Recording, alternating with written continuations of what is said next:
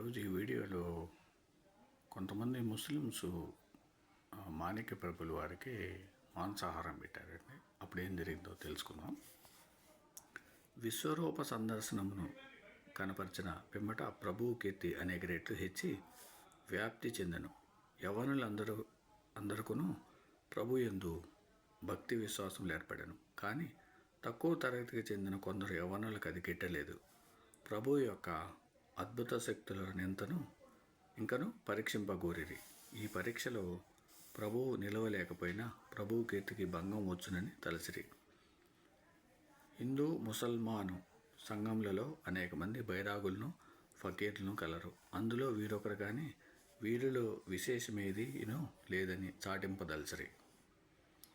తమ ఆతిథ్యంను నిరాకరించి తాము పెట్టిన పదార్థములన్నింటినీ భుజింపకపోయినా ప్రభువు హిందూ పక్షపాతి అనియు హిందూ ముసల్మానులిద్దరూ సమానమని చెప్పేటి మాట ఒట్టి బోటకమని చెప్పదలించిరి. ఇట్టి ఉద్దేశంలో కొందరు యవ్వనులు ప్రభువు వద్దకు వచ్చి హిందువుల గృహములు తామెట్లు పవిత్రము చేయుచుండిరో అటులనే మా గృహమును కూడా పవిత్రము చేయవలెనని తమ ఆతిథ్యము కూడా అంగీకరించి తామిచ్చిన సర్వ పదార్థములను తినవలెనని ప్రార్థించిరి. ప్రభు అన్నిటికీ అంగీకరించెను. మరునాడు ప్రభువునకు విందు ఏర్పాటు చేసిరి. ఒక గొప్ప పందిరి వేసి అతి వైభవంగా అలంకరించిరి. అందులో ఒక ప్లాట్ఫామ్ అమర్చి దాని మీద అతిథులకు ఆసనములు ఏర్పాటు చేసి మధ్య భాగమున ప్రభువుకు ఒక సింహాసనం వేసి అలంకరించిరి. అనేక మంది ముసల్మానుల విందుకు హాజరైరి. విందు సమయమునకు ప్రభువు తన శిష్య బృందంతో వచ్చెను. ప్రభువు మెడలో యవ్వనులందరూ పూలహారములను వైచిరి. అనేక విధముల ముసల్మాను సాంప్రదాయకంగా ప్రభువును గౌరవించిరి. ఎంత స్వల్పమైన గౌరవ లోపమును జరగలేదు. ప్రభువు సింహాసనం అలంకరించిరి. ఎవరి స్థానంలో వారు కూర్చుండ్రి. వంటకములన్నీను పల్లెంలో నుంచి శుభ్రమైన గుడ్డలను పల్లెముల మీద కప్పి అందరి ముందర ఉంచిరి. చాలా పదార్థములు మాంసంతో తయారు చేయబడిన. భోజన సమయం ఆయను.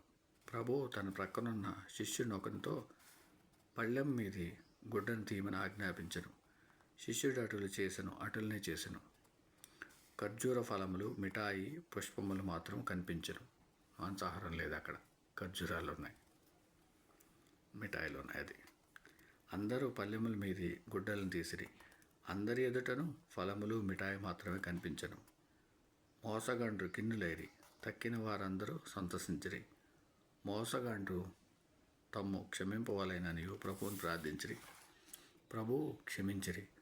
పల్లెములలోని ఖర్జూర ఫలములను, మిఠాయిని, పుష్పమాలను అచ్చటి వారందరకు ప్రసాదముగా పంచిపెట్టిరి. ముసల్మానులందరూ ప్రభువునకు బ్రహ్మరథమును పట్టిరి. ముసల్మానులు హిందువులకివ్వదగ్గ బిరుదుల్లోకెల్లా గొప్పదైన పీర్ దస్తగిర్ అను బిరుదమును ఇచ్చిరి.